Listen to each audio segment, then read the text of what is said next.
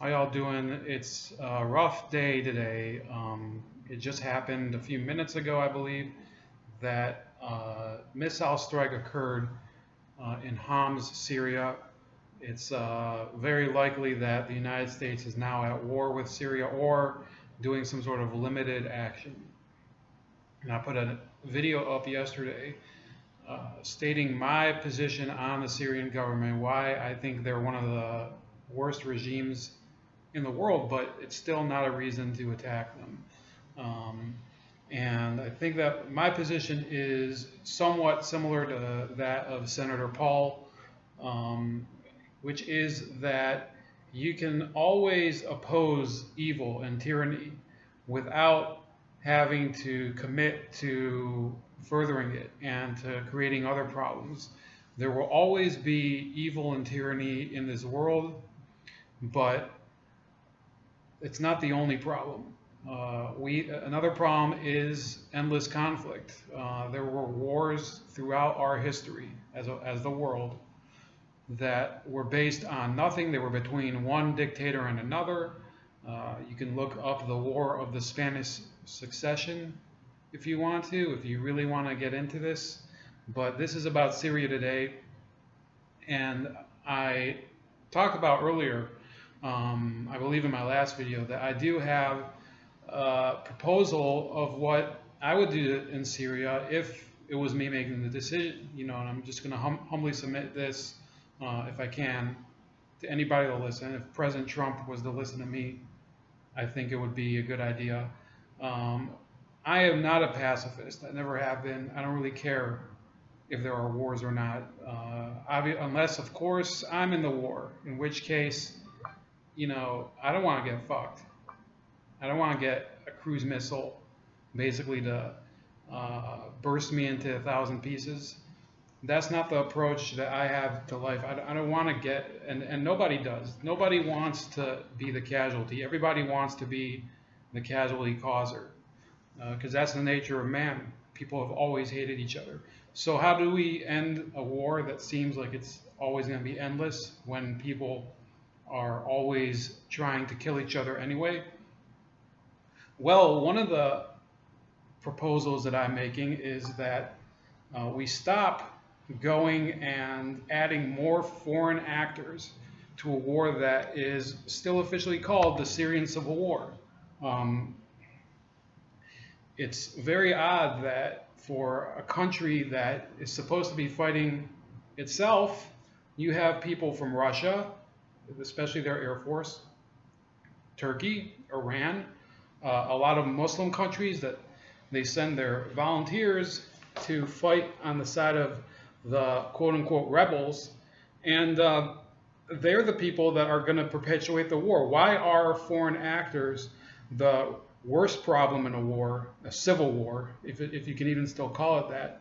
The reason that that's the worst possible scenario where there's more foreign actors is that they don't have to care about what they're destroying, because at the end of the process, they're very likely to go somewhere else. They don't have to stay in Syria. They don't have any roots there.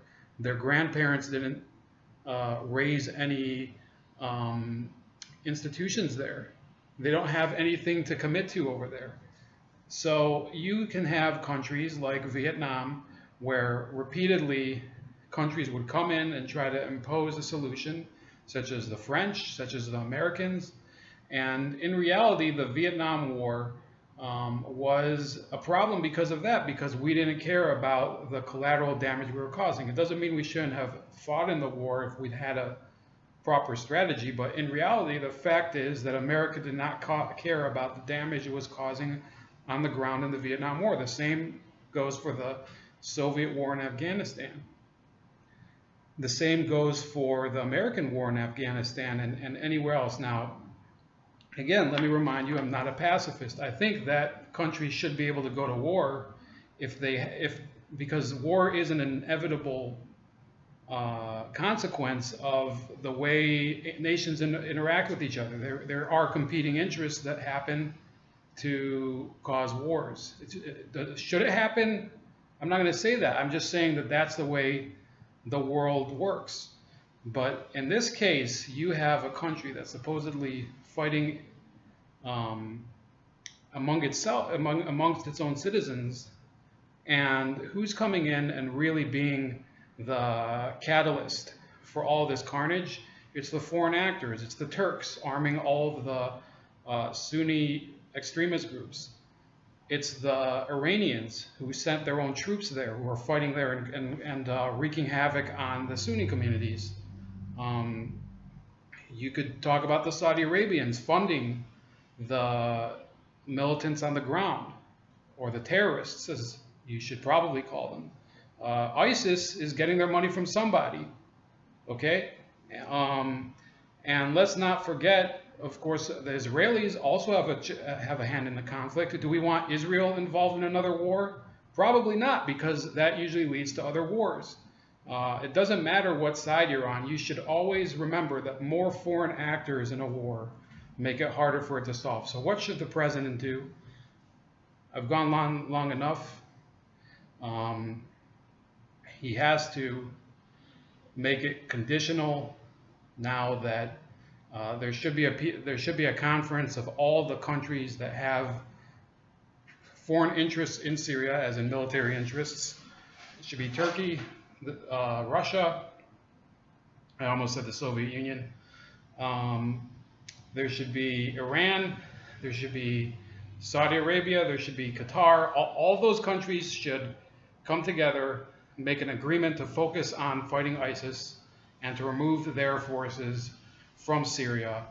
All their military forces. We would leave Syria to be the battleground that it probably will still be between the Assad regime, whatever rebel groups there are, whether you consider them moderates, which is a joke, or not, and the Kurds.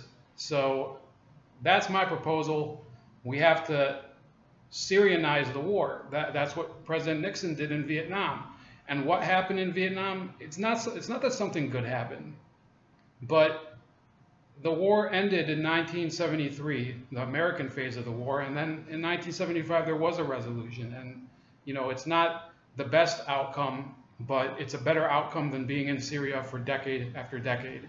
And what should happen, I believe, is that we will actually see a real peace brokered after foreign actors leave Syria, and that peace may break down at some point. There may be another war, but the commitment has to be that the real determinant in the Syrian civil war should be Syrian actors. It should not be Turkey. It should not be Russia. It should not be Iran.